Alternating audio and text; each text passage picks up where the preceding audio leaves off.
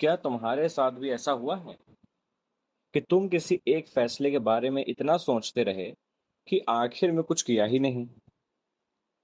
हम इसे हेजिटेशन कहते हैं। और आज मैं तुम्हें एक ऐसी कहानी सुनाने वाला हूं जिसने हेजिटेशन को देखने का मेरा नजरिया ही बदल दिया।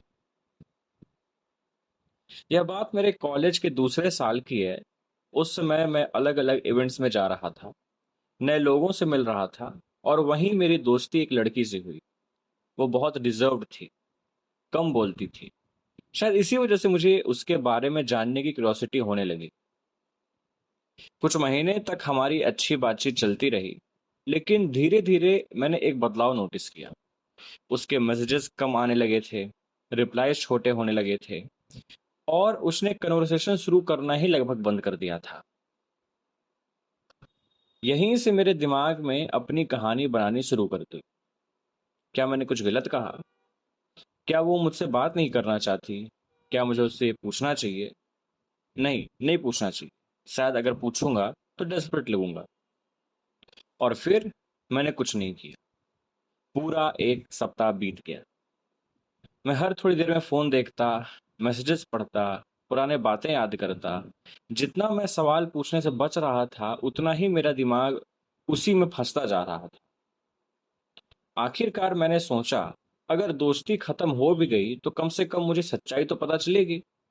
तो मैंने बस उसे एक मैसेज भेजा, hey, I was just checking on you. क्या सब ठीक है? उसके थोड़ी देर बाद ही उसका कॉल आता है। वह रो रही थी, उसका ब्रेकअप हो चुका था।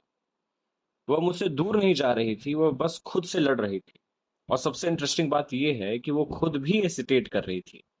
उसे भी लग रहा था अपनी प्रॉब्लम्स बताना अजीब लगेगा। हम दोनों एक ही हेजिटेशन के शिकार थे। उस एक कन्वर्सेशन के बाद हमारी दोस्ती पहले से ज्यादा मजबूत हो गई। और वहीं मुझे एक बहुत बड़ी बात समझ आई।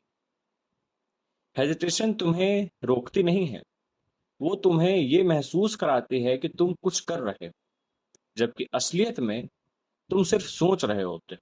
Thinking is not action.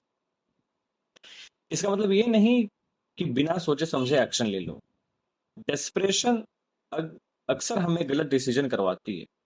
जब मुझे लगता है कि मैं किसी चीज के बारे में ज्यादा सोच रहा हूँ, मैं रुकता हूँ, अपने दिमाग को शांत करता हूँ, और जब इमोशन सेटल हो जाते हैं तब एक्शन लेता हूँ। मैंने अपनी जिंदगी में एक बात सीखी, ज्यादातर दर्द रिजेक्शन से नहीं, अनसर्टेनिटी से आता है। और अनसर्टेनिटी तब तक जिंदा रहती है जब तक हम एक्शन से डरते हैं। कई बार सबसे